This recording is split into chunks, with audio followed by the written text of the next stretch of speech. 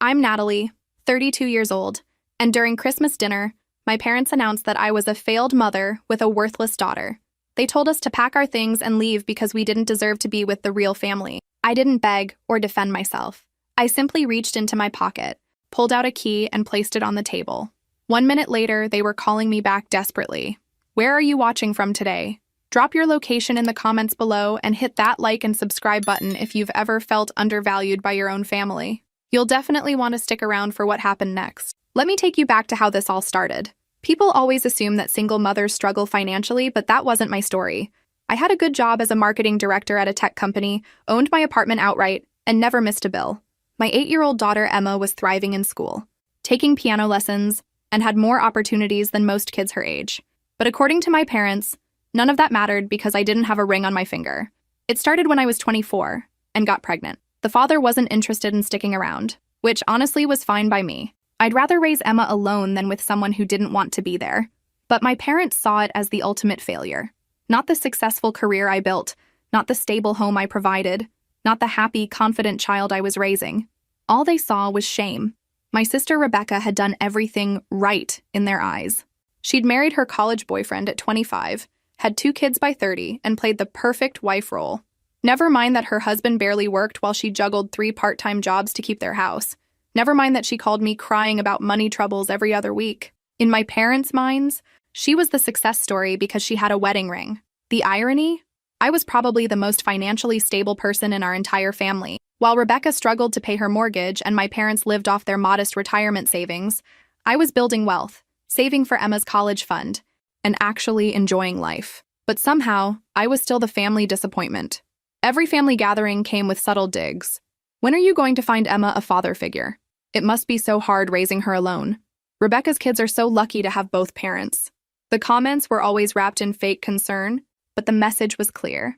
I wasn't good enough. What hurt the most was watching how it affected Emma. She started asking why she didn't have a daddy like her cousins. She began to shrink around my parents, as if she could sense their disapproval. An 8-year-old shouldn't have to feel like she needs to prove her worth to her own grandparents. But I kept showing up to family events, kept sending birthday cards, kept trying to maintain relationships because that's what you do for family. Even when that family treats you like a second-class citizen. The pattern had been set for years, but it crystallized during Rebecca's wedding planning 3 years ago. While she stressed about flowers and venues with a budget that barely covered a decent reception, my parents kept making pointed comments about how meaningful it was to celebrate love and commitment. Meanwhile, when Emma's birthday came around, they showed up with clearance toys and left early. The contrast was impossible to ignore, but I swallowed it like I always did.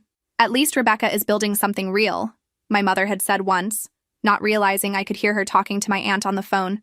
Natalie just, well, she made her choices. Made my choices. As if getting pregnant was some deliberate attempt to ruin their reputation. As if working 70-hour weeks to build my career while raising a child was somehow less valuable than staying in a mediocre marriage for appearances. The judgment extended beyond just me to Emma, which was unforgivable. During family dinners, Rebecca's kids got praised for every minor accomplishment, while Emma's straight A's and piano recitals barely got acknowledgement. When Emma won the school science fair, my mother's response was, "That's nice, dear," before immediately asking about my nephew's soccer season. Emma noticed. Kids always notice. "Why don't Grandma and Grandpa ask about my school?" she asked one night after a particularly painful family dinner. "They're just busy thinking about other things," I told her, hating myself for making excuses for their behavior. Am I not important? That question broke something in me. How do you explain to an 8-year-old that her grandparents have decided she's somehow worth less because her father isn't in the picture? How do you protect her from the realization that their love comes with conditions? I started limiting our visits, making excuses about work or Emma's activities, but that only gave them more ammunition. Now I was isolating Emma from the family, being difficult and oversensitive. The financial dynamics made everything worse. While I was building my career and saving money, Rebecca and her husband were constantly struggling. Car repairs, medical bills, home emergencies, they always seemed to be one disaster away from financial ruin. And guess who they all looked to for help? "Natalie, you're doing so well," my father would say whenever Rebecca needed money.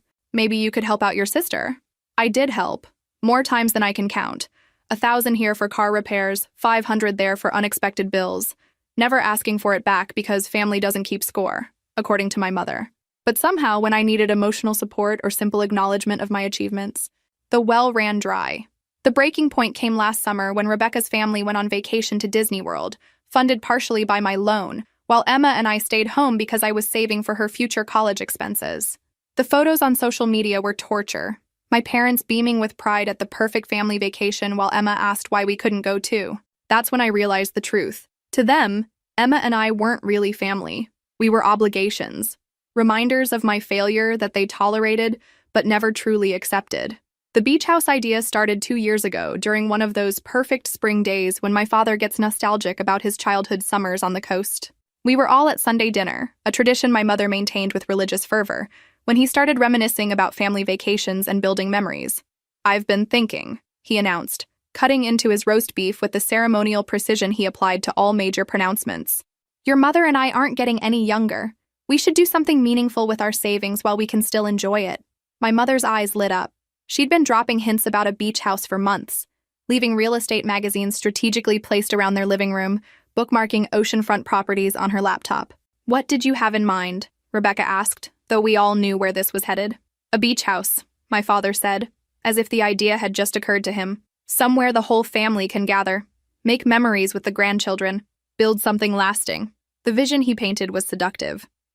Lazy summer afternoons, holiday gatherings with ocean views, Emma and Rebecca's kids building sandcastles while the adults relaxed on the deck, a place where the family could come together, where every vacation would strengthen our bonds. "It sounds wonderful," I said, genuinely excited. "Where were you thinking?" They'd already done their research. Of course. A 3-bedroom cottage just 2 hours from the city, close enough for weekend trips, but far enough to feel like an escape. The price was substantial, but manageable if they pooled their retirement savings. Then came the pitch. "The thing is," my mother said carefully, "we'd love to make this bigger than just our little cottage, something the whole family could really use and enjoy." "What do you mean?" Rebecca asked. "Well," my father continued, "if we all went in on it together, we could afford something really special. A bigger house, better location, maybe even waterfront." The idea gained momentum quickly. Instead of a modest cottage, we could get a 5-bedroom house with direct beach access. Rebecca and I would each contribute to the down payment and monthly expenses, and in return, we'd all have equal access to family paradise. "Think about it," my mother said, her voice warm with genuine excitement. "Every Christmas, every summer vacation, every long weekend, we could all be together. The grandchildren would have such incredible memories." It was appealing, I had to admit. Emma would love having a beach house to visit, and the idea of family unity was exactly what I'd been craving. Plus, real estate was a good investment. Even if family dynamics were complicated, the financial aspect made sense. "How would it work exactly?" I asked, ever the practical one. "Simple," my father said. "We each put in $40,000 for the down payment and closing costs. Then we split the monthly mortgage, insurance, and maintenance 3 ways. Everyone gets their own set of keys and equal time." Rebecca looked hesitant. "$40,000 is a lot." "It's an investment," my mother assured her. "And think about all the money we'll save on vacation rentals. This will pay for itself." I ran the numbers in my head. 40,000 was significant but manageable with my savings. The monthly costs would be less than what I typically spent on weekend trips with Emma. And the promise of regular family time was worth almost any price. "I'm in," I said. Rebecca still looked uncertain, but after some encouragement from our parents and promises that they'd help if money got tight, she agreed too. Within a month, we'd found the perfect place. A stunning beach house with panoramic ocean views, a wraparound deck, and direct access to a private stretch of sand. The papers were signed, keys were distributed, and everyone got copies of the deed showing our equal ownership shares. Standing on that deck for the first time, watching Emma run toward the waves with pure joy, I thought we'd finally found our way to being a real family. I had no idea I'd just bought myself years of heartbreak. The problems started immediately, though I didn't recognize them at first. "Oh, we're planning to spend the first few weekends getting the house set up," my mother explained when I asked about bringing Emma for the opening weekend. "Just basic things like furniture arrangement, finding the best grocery stores, figuring out the Wi-Fi situation. Probably better to wait until we have everything sorted out." That made sense. Moving into a new place always requires adjustment time, so I waited. 2 weeks later. We're still working on some maintenance issues. The deck railing needs repair, and there's a problem with one of the bedroom doors. Safety first, especially with little ones around. Another delay. Still reasonable. A month in. Rebecca's family is there this weekend dealing with some plumbing issues. might be noisy with the contractors coming in and out, I started to notice a pattern. Every time I suggested bringing Emma for a visit, there was always a reason why that particular weekend wouldn't work.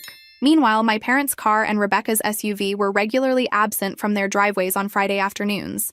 The first time I drove by the beach house unannounced, just happening to be in the area after a client meeting, both cars were in the driveway.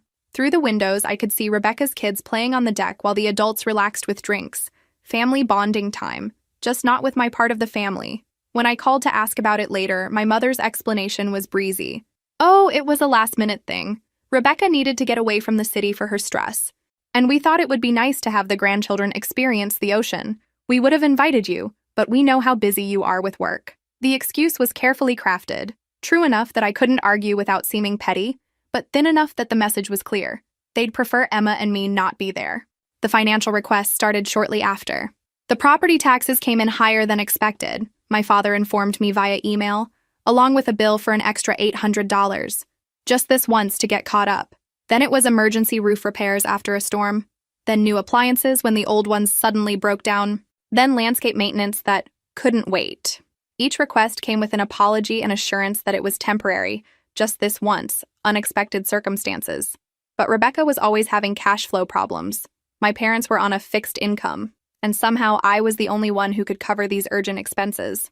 The pattern crystallized during what I started calling the Great Scheduling Mystery.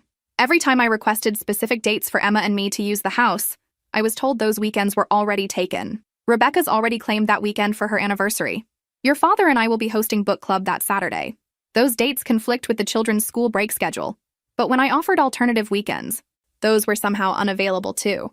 Eventually, I realized I was being managed, scheduled around rather than scheduled with. The breakthrough came when Emma's school had a teacher planning day, giving us an unexpected Monday off. I called Sunday night to let them know we'd drive out the next morning. Oh no, my mother said, caught off guard. Actually, Rebecca's family is coming down tonight. I thought they were there last weekend. Well, yes, but little Sarah had such a wonderful time that Rebecca thought it would be nice to extend the visit. Mom, I pay a third of all the expenses for this house. And Emma has been asking about going to the beach for months. Can't Rebecca's family cut their visit short by one day? Silence. Then, Natalie, honey, you know how much the grandchildren love it there. And Rebecca's been having a hard time lately. Always Rebecca's hard time. Never Emma's disappointment. That's when I started keeping track. Over 18 months, Emma and I had used the beach house exactly 3 times. Always midweek, always during school time, and always for just one night. Rebecca's family, meanwhile, seemed to have permanent residence every other weekend. The mortgage payment, property taxes, insurance, and maintenance costs came out of my bank account like clockwork. But the house itself might as well have been located on another planet for all the good it did Emma and me. My daughter stopped asking about going to the beach house. She'd learned, even at 8 years old, not to hope for things that never materialized. That hurt more than the money. November arrived with an early cold snap that made everyone start talking about Christmas plans. My mother called on a Tuesday evening while I was helping Emma with homework at our kitchen table. We need to finalize the holiday schedule, she announced without preamble. Your father wants to know if you and Emma will be joining us for Christmas Eve dinner this year. The question was loaded. Last year, I'd begged off the Christmas Eve gathering because Emma had been fighting a stomach bug. The year before, we'd left early when my uncle made comments about broken homes producing troubled children. We'll be there, I said, because despite everything, I kept hoping for moments of genuine family connection. Wonderful, my mother said, her voice warming. Rebecca's bringing her famous green bean casserole and your father is handling the turkey. Maybe you could contribute dessert. I agreed to make Emma's favorite chocolate cake, thinking it might be nice for her to share something she loved with the family. And Natalie, my mother added casually, try to keep things light this year. No work talk, no complications. Your father's been stressed lately, and Christmas should be about family harmony. Complications. That was code for, don't mention any of the ways we've marginalized you. Don't talk about the beach house you pay for but can't use. Don't bring up the financial support you provide without reciprocation. Don't mention the subtle but persistent favoritism toward Rebecca's family. Keep things light. Be grateful for the crumbs. The next few weeks brought the usual pre-holiday tensions. Rebecca called twice asking for advice about Christmas gifts she couldn't afford. My parents sent Emma a generic card with $20 inside, the same amount they'd given her every birthday and holiday since she was born, despite inflation and the fact that she was getting older. Meanwhile, Rebecca's kids each got elaborate wish lists discussed in detail during family phone calls, complete with strategic shopping plans to maximize impact. Sarah really wants that American Girl doll, my mother gushed during one conversation. Rebecca found it on sale, but it's still almost $200. I told her we'd cover the difference as part of their Christmas gift. $200 for one gift, while Emma got $20 and a card. Emma, bless her, never complained. She'd learned to manage her expectations around my family, which broke my heart. An 8-year-old shouldn't have to protect herself emotionally from her own grandparents. The week before Christmas, Emma came home from school excited about her winter concert performance. She'd been chosen to play a piano solo, a huge honor for a third grader. "Can Grandma and Grandpa come?" she asked hopefully. "And Aunt Rebecca and Uncle Mike and the cousins?" I called my mother that evening. "Emma has a piano recital on December 22nd. She'd love for everyone to come." "Oh, that's wonderful, sweetheart," my mother said. "But December 22nd, that's the day Rebecca's family is going to the beach house for their Christmas mini vacation. They planned it months ago." "The beach house?" I repeated. "In December?" Rebecca thought it would be romantic to have Christmas by the ocean. Very cozy. They're making it a whole long weekend. Another spontaneous beach house trip that somehow everyone knew about except me. I bit back my immediate response and tried a different approach. Maybe they could delay by one day? Emma's worked so hard on this solo and she specifically asked for the whole family to be there. "Natalie, you know how important family traditions are to Rebecca. And they've already taken time off work, told the children. It wouldn't be fair to ask them to change their plans now. But it was perfectly fair to ask Emma to accept that she wasn't a priority. What if we moved the beach house visit to another weekend? I could even contribute extra for any change fees." "Honey," my mother interrupted gently, "you know how complicated these things get when too many people try to coordinate. Rebecca's family needs this little getaway. Emma will understand." Emma would understand because Emma always had to understand. Because Emma was the one who learned to expect less, want less, hope for less. I hung up and looked at my daughter, who was practicing piano in our living room, her small fingers moving carefully across the keys as she prepared for a performance that half her family would miss for a spontaneous vacation to the house I helped pay for. Something inside me started to shift. A quiet anger that I'd been suppressing for years began to crystallize into something harder and more determined. Christmas Eve dinner suddenly felt less like an obligation and more like a reckoning. Christmas Eve arrived with the kind of crisp winter air that made everything feel sharp and clear. Emma spent the morning helping me bake the chocolate cake, chattering about school friends and piano lessons while carefully measuring ingredients. "Do you think Grandma will like my new song?" she asked while stirring the batter. "I've been practicing extra hard." "I think she'll love it," I said, though my mother hadn't mentioned Emma's upcoming recital once since our conversation about the beach house schedule. We drove to my parents' house as the afternoon light faded, Emma clutching a carefully wrapped present she'd made at school, a painted picture frame with a photo of herself at the piano. She'd been excited about giving it to her grandparents all week. "Maybe they'll put it on their mantle," she said hopefully as we walked up the familiar sidewalk. The house was warm and bright, filled with the sounds of Rebecca's kids running around while holiday music played in the background. My parents' faces lit up when Rebecca's family arrived, genuine joy and excitement that stood in sharp contrast to the polite acknowledgement Emma and I typically received. "There are my beautiful grandchildren," my mother exclaimed, sweeping Rebecca's kids into enthusiastic hugs, while Emma hung back slightly, waiting her turn. "Hi, Grandma," Emma said when my mother finally noticed her. "Oh, hello, sweetheart," my mother replied, offering a brief hug before immediately turning back to ask 7-year-old Sarah about her Christmas wish list. Dinner unfolded with the usual dynamics. Rebecca's kids dominated conversation with stories about school and friends, each anecdote met with rapt attention from my parents. When Emma tried to share news about her piano recital, she was quickly interrupted by my nephew's description of his soccer championship game. "That's wonderful, honey," my father said to Emma when there was finally a break in conversation. "Music is nice. Nice." Her months of practice and upcoming solo performance were nice. The real tension began during dessert when my mother started discussing holiday traditions and family values. "Christmas has always been about bringing the family together," she said, cutting into the chocolate cake I'd made. "Creating memories, showing the children what really matters."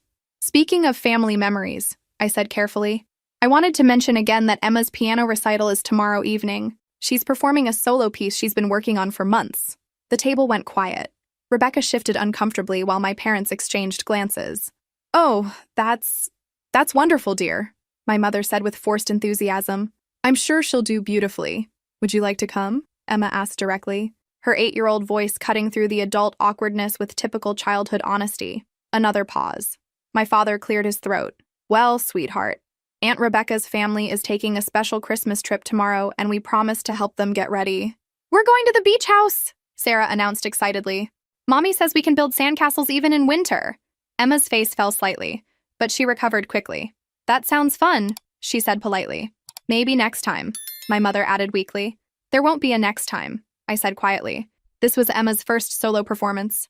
The statement hung in the air like a challenge. Rebecca looked down at her plate while my parents struggled to find a response that wouldn't sound as dismissive as their actions. Natalie, my father said, his voice carrying the warning tone I remembered from childhood. Let's not make this difficult. I'm not making anything difficult. I'm just pointing out that my 8-year-old daughter has been preparing for months for something she's proud of, and her family is choosing a last-minute beach trip instead. It's not last minute, Rebecca protested. We've been planning this for weeks. Funny how I never heard about it until after Emma's recital was already scheduled. The facade of holiday cheer was cracking, revealing the underlying tensions we'd all been pretending didn't exist. My parents looked uncomfortable. Rebecca was defensive, and Emma was starting to realize this wasn't a typical family disagreement. Maybe we should talk about something else, my mother suggested brightly. But I was done talking about something else. Done pretending everything was fine. Done protecting everyone else's feelings at the expense of my daughter's dignity. Actually, I said, setting down my fork, I think we should talk about exactly this. The temperature in the room seemed to drop several degrees. Everyone could sense we'd crossed some invisible line from polite family dinner into something much more dangerous. My father's jaw tightened. Rebecca reached for her wine glass. Emma looked between the adults with the alert wariness of a child who'd learned to read tension. And for the first time in years, I felt completely, absolutely ready for whatever was about to happen. Actually, I said, setting down my fork, I think we should talk about exactly this. The silence stretched like a taut wire. My mother's fork clinked against her plate as she set it down with unnecessary precision. Rebecca suddenly became fascinated with her wine glass, swirling the contents like she was conducting a very important scientific experiment. Natalie, my father said, his voice carrying that familiar warning tone. This isn't the time or place. When is the time and place? I asked calmly. When would be appropriate to discuss why my daughter gets $20 in a generic card while Rebecca's kids get $200 dolls? When can we talk about why I pay for a beach house that I can't use? When exactly do I get to mention that Emma's piano recital apparently matters less than a spontaneous holiday trip? Emma looked up at me with wide eyes. She wasn't used to hearing me speak up like this.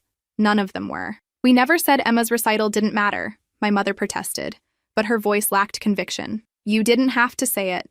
Your actions said it loud and clear. I turned to Emma, who was sitting very still beside me. Emma, honey, when is your recital? Tomorrow at 7, she said quietly. And what time are you leaving for the beach house? I asked Rebecca. Rebecca shifted uncomfortably. We were planning to leave around noon to avoid traffic. So you could absolutely attend a 7 p.m. recital and still have your beach vacation. You're choosing not to. It's not that simple, my father interjected. Rebecca's family has been planning this trip. For weeks, I know. You mentioned that. What I don't understand is how the entire family knew about it, except the person who pays for the house. The room felt smaller suddenly, the holiday decorations seeming almost mocking in their cheerful brightness. Rebecca's kids had stopped their chatter and were looking between the adults with confused expressions. Maybe we should discuss this privately, my mother suggested, glancing meaningfully at the children. Why? So you can dismiss my concerns again without witnesses? So you can tell me I'm being oversensitive or difficult? I shook my head. No, I think the children should hear this. Especially Emma. She should understand why her family operates the way it does. Natalie, you're being dramatic, Rebecca said, finally speaking up. We've never excluded you intentionally. I almost laughed. The audacity was impressive, really. Never excluded me intentionally? Rebecca, when was the last time you called to invite Emma and me to the beach house? When was the last time you asked what dates would work for us before making your plans? She opened her mouth to respond, then closed it again. That's what I thought. I looked around the table at faces that were suddenly struggling to maintain the facade of family harmony. You know what's funny? I keep showing up to these dinners thinking maybe this time will be different. Maybe this time you'll treat Emma like she matters as much as her cousins. Maybe this time you'll acknowledge that I'm not the family failure you've decided I am. Nobody thinks you're a failure, my mother said weakly. Don't they? I turned to face her directly. When was the last time you celebrated any of my achievements? When was the last time you bragged about my career the way you brag about Rebecca's marriage? When was the last time you made Emma feel like she was as important as your other grandchildren? The questions hung in the air like accusations, because that's exactly what they were. You're twisting things, my father said, his voice getting harder. We've always supported both our daughters equally. Equally? The word came out sharp enough to cut glass. Dad, I need you to look me in the eye and tell me honestly that you've treated Emma the same way you treat Rebecca's kids. He couldn't do it. None of them could meet my eyes. That's when I knew we'd finally reached the truth. The conversation spiraled quickly from there.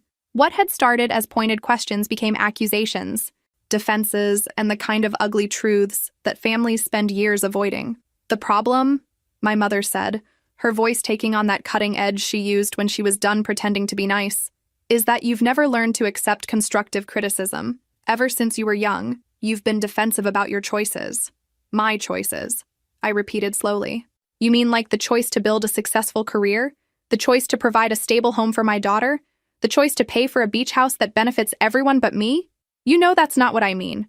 Then please, enlighten me. What choices are we talking about? My father set down his napkin with deliberate precision. I think what your mother is trying to say is that creating a stable family environment requires certain foundations. Foundations, I said. Like a husband, you mean? Like commitment to traditional family values, he clarified, as if that made it better. The mask was finally coming off. After years of subtle implications and coded language, they were saying it outright. My worth as a person was tied to my marital status. So in your opinion, no matter how well I provide for Emma, no matter how happy and healthy she is, no matter how successful my career has been, I'm still a failure because I don't have a ring on my finger? That's not what we're saying, Rebecca interjected, though her voice suggested she wasn't entirely sure what they were saying. Then what are you saying? I challenged. Because from where I'm sitting, it sounds like you're saying that Emma is somehow less valuable as a grandchild because her father isn't in the picture. It sounds like you're saying my 8-year-old daughter deserves less love, less attention, and fewer opportunities because I had the audacity to raise her as a single mother. Now you're being ridiculous, my father said, his patience finally snapping. Nobody said anything about Emma being less valuable. You didn't have to say it. You've shown it every single day for 8 years. The room went deadly quiet. Even the children had stopped making noise, sensing that something serious was happening in the adult world. I think you need to calm down, my mother said in the tone she'd used when I was a teenager having what she called dramatic episodes. Calm down? I laughed and it came out bitter. You know what? You're right. I should calm down. I should accept that my family thinks I'm a disappointment. I should smile and nod while you ignore my daughter's achievements. I should keep writing checks for a beach house I'm never allowed to use and pretend it's perfectly normal. Nobody forced you to contribute to the beach house, my father said coldly. That was your choice. My choice based on promises you made about equal access and family togetherness. Promises you've broken repeatedly. The conversation was escalating beyond repair, but I couldn't stop myself. Years of swallowed words were pouring out like water from a broken dam. You want to know what I think? My father said, standing up from the table. I think you're jealous of Rebecca's success, and you're taking it out on the whole family. The words hit like a physical blow. Emma made a small sound beside me, and I realized she was starting to understand exactly how her grandfather viewed our little family unit. Success? I said quietly. What success exactly? The marriage to a man who barely works while she struggles with 3 part-time jobs? The constant financial crises that somehow become my responsibility? The children who are drowning in debt because their parents can't manage money? At least she's building something real, my mother snapped. At least she's providing her children with a proper family structure. And there it was. The truth they'd been dancing around for 8 years. A proper family structure, I repeated. Is that what you call it when a husband contributes nothing while his wife works herself into the ground? Is that proper? Or is it only proper because there's a man in the picture, regardless of how useless he is? That's enough, my father said, his voice rising. But I was just getting started. 8 years of being treated like a second-class citizen in my own family had built up a reservoir of anger that was finally overflowing. No, it's not enough. It's not nearly enough. That's when my father completely lost his composure. You are a failed mother, he said, his voice loud enough to carry throughout the house. And that child is going to be just as much of a disappointment as you are.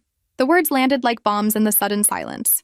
Emma's sharp intake of breath cut through my shock. Rebecca's kids stared in wide-eyed confusion. My mother covered her mouth with her hand, but not in horror, in embarrassment at his bluntness, not his sentiment. She's 8 years old, I whispered, but my voice had no power behind it. She's old enough to see what kind of example you're setting, he continued, apparently deciding that subtlety was no longer necessary. Growing up in a broken home, learning that commitment and responsibility don't matter, learning that it's acceptable to have children without providing them with proper families. I felt Emma shrinking beside me, and something in my chest cracked. Pack your things, my father said with finality. Both of you.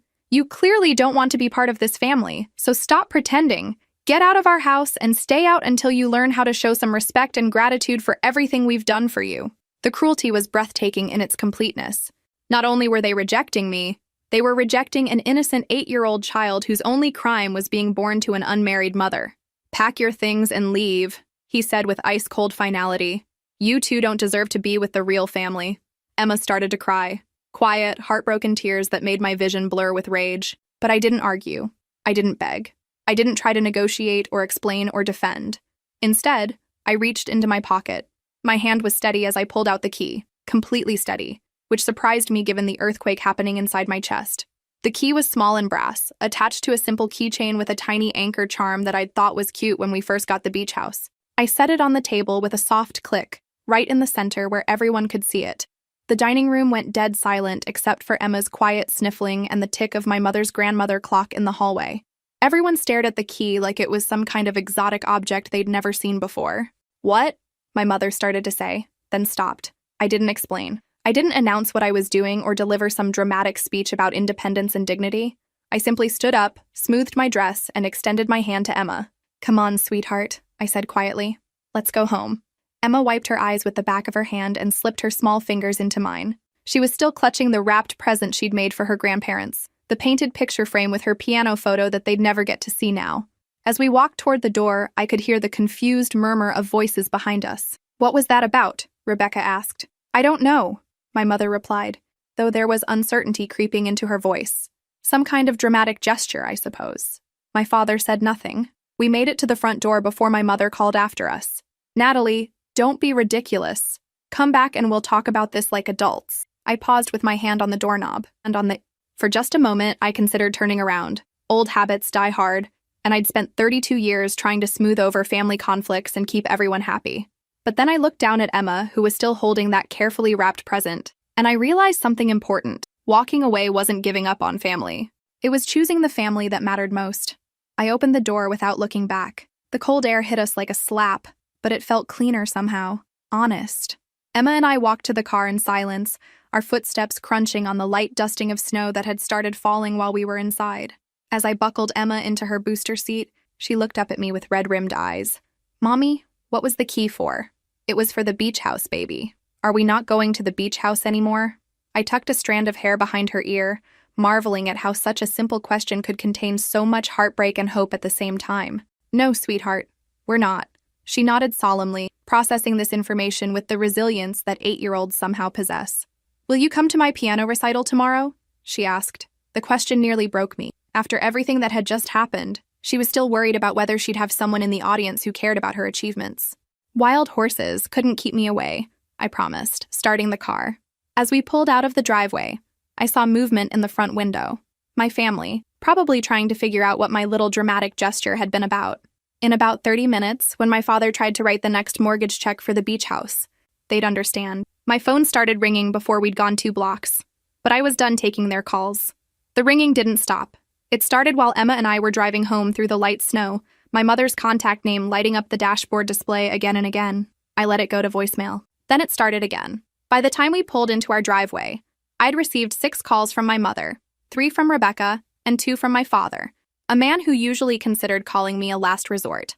Mommy, your phone keeps buzzing, Emma observed as we walked up to our apartment. I know, baby. Some people are having a hard time accepting that they can't reach us right now. Inside our warm, peaceful living room, I helped Emma out of her Christmas dress and into comfortable pajamas. She was exhausted from the emotional roller coaster of the evening, but she still had questions. Are Grandma and Grandpa mad at us? I sat down on her bed, choosing my words carefully. Grandma and Grandpa are mad at themselves, even if they don't realize it yet. Sometimes when people know they've done something wrong, they get angry instead of sad. Did we do something wrong? No, sweetheart. We didn't do anything wrong. We just stopped accepting being treated badly. She seemed satisfied with this explanation and drifted off to sleep, clutching her favorite stuffed rabbit. Downstairs, my phone continued its relentless buzzing. The voicemails were piling up, but I wasn't ready to listen to them yet. Instead, I made myself a cup of tea and sat at my kitchen table, looking at the Christmas cards Emma and I had made together earlier in the week. Cards for the grandparents who had just thrown us out of their house. The irony would have been funny if it weren't so heartbreaking. At 10:47 p.m., my landline rang. I'd forgotten that my parents even had that number, but apparently my mother had been saving it for emergencies. "Natalie, thank God," she said when I picked up. "We've been trying to reach you for hours." "I know. I've been letting you try." "This is ridiculous. You can't just storm out of family dinner and ignore us. What was that business with the key?" I could hear voices in the background, Rebecca and my father having what sounded like an increasingly panicked conversation. "The key was for the beach house," I said simply. "I don't understand. What about the beach house?" The realization dawned slowly. I could actually hear the moment when it clicked. "Natalie," my mother's voice changed, becoming more careful. "You're not suggesting... You can't be thinking of... I'm not thinking of anything. I've already done it. I canceled the automatic payment authorization about an hour ago." Silence on the other end, then muffled conversation as my mother apparently relayed this information to the others. But you can't do that," she stammered when she came back to the phone. "We all agreed to share the expenses. It's a family investment." "Family," I repeated. "You just told me I'm not family. You told Emma she doesn't deserve to be with the real family. Remember? It was about 20 minutes ago. Your father was upset. He didn't mean those things." "Which things didn't he mean? That I'm a failed mother? That Emma will be a disappointment? That we should pack our things and leave?" I need clarification on which parts were lies, so I know how to respond. More background conversation, more urgent whispering. "Natalie, please. Let's all take a step back and discuss this rationally. Why don't you come back tomorrow and we'll work everything out?" "I'm not coming back. And I'm not working anything out. I spent 8 years trying to work things out while you made it clear that Emma and I were secondary members of this family. I'm done." "What about the house? You can't just abandon your financial responsibilities." "The house. Of course that's what she was worried about. I can and I am. You want me out of the family? Fine. I'm out. But I'm not going to keep paying for privileges I'm not allowed to enjoy. But the mortgage payment is due next week. Then I suggest you figure out how to cover it. The three of you managed to coordinate beach house schedules without me for 2 years. I'm sure you can coordinate payments too." I hung up before she could respond. The phone rang again immediately, but I unplugged it from the wall. My cell phone continued buzzing for another hour before finally going quiet. I imagined the conversation happening at my parents' house as they realized the full scope of what my little gesture had cost them. Not just the immediate mortgage payment, but the ongoing monthly expenses, the property taxes, the insurance, the maintenance costs, all the bills that had been quietly disappearing from their lives because I'd been handling them. For the first time in months, I slept soundly. The next morning brought a new round of frantic calls, but this time the tone was different. Gone was the indignant anger of the night before. Now there was desperation. Rebecca called first, her voice tight with barely controlled panic. "Natalie, I know you're upset about last night, but we need to talk about the beach house situation. Mike and I can't cover your share of the mortgage. We barely make our own payments as it is." I let her talk to my voicemail.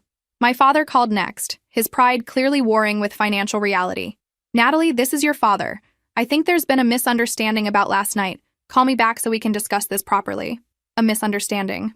As if 8 years of marginalization had been some kind of communication error. My mother tried a different approach, calling during her lunch break with tears in her voice. "Sweetheart, please call me back. Your father feels terrible about what he said. We all do.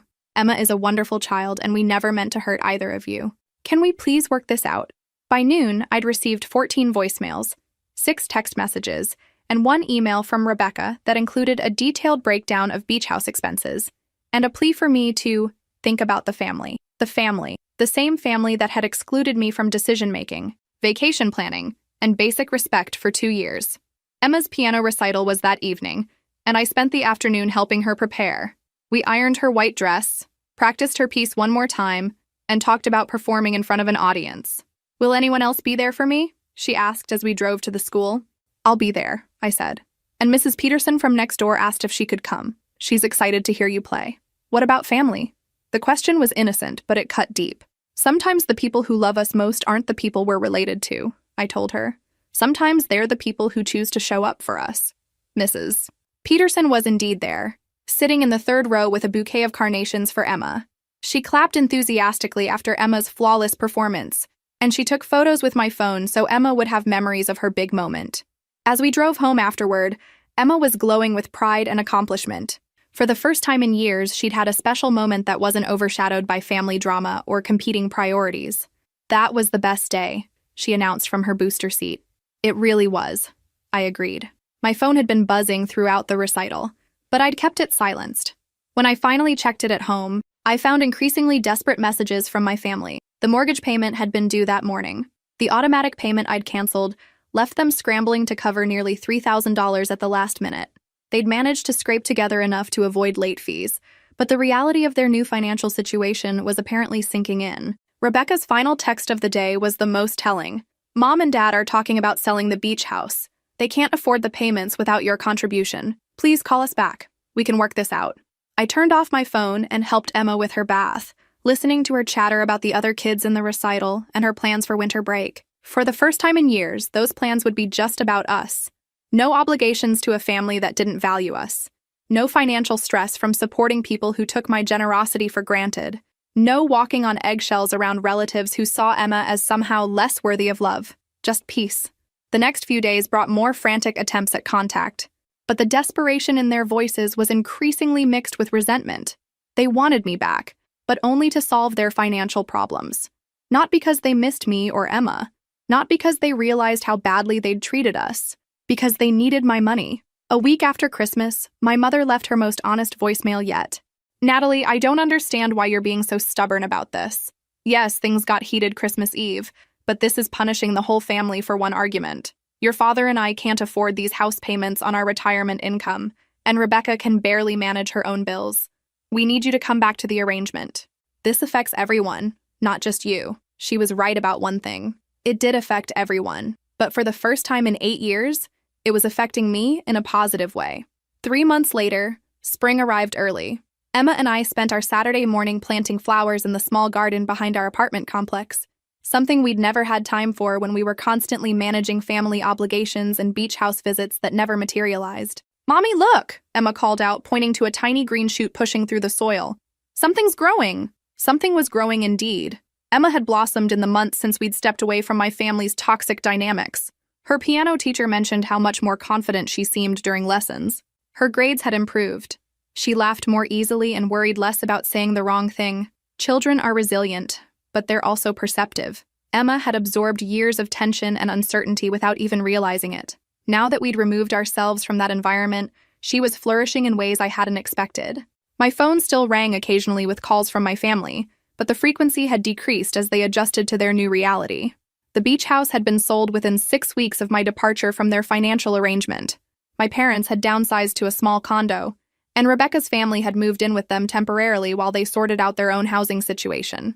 The whole elaborate fiction of family unity and beach house dreams had collapsed remarkably quickly once I stopped subsidizing it. The most surprising development came in late March when my mother called with an actual apology. "I've been going to therapy," she said during a conversation that lasted nearly an hour, talking about family dynamics and patterns. "My therapist helped me understand that I treated you and Emma unfairly. It was progress, though I remained cautious about the motivations behind it. I can't speak for your father or Rebecca," she continued, "but I want you to know that I see now how wrong we were. About so many things. What specifically do you see?" I asked, genuinely curious. "That we punished Emma for circumstances beyond her control.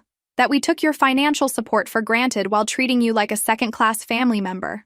That we convinced ourselves you were somehow less successful because you weren't married, when the truth is you were probably more successful than any of us."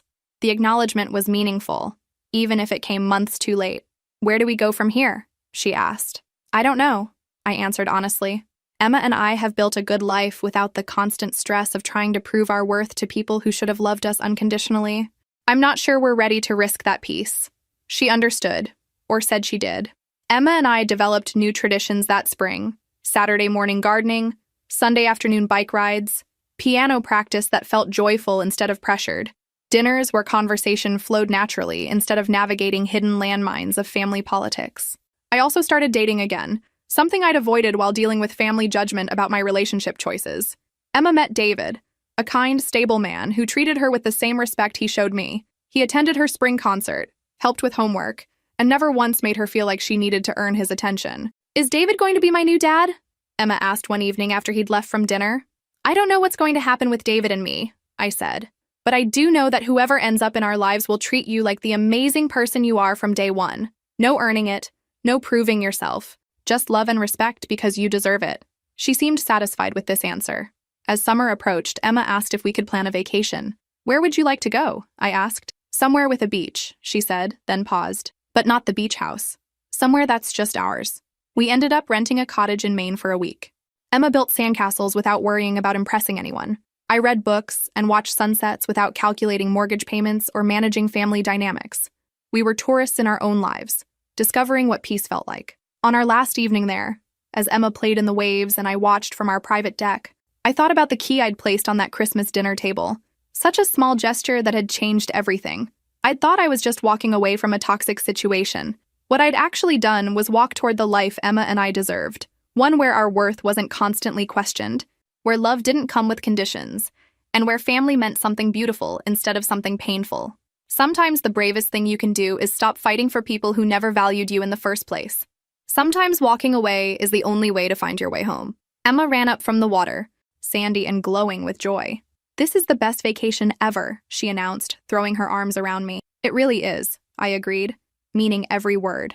We were finally free, and that freedom felt exactly like coming home. If this story resonated with you, make sure to like and subscribe for more stories about finding strength in difficult family situations. What would you choose? The comfort of what's familiar or the promise of what could be?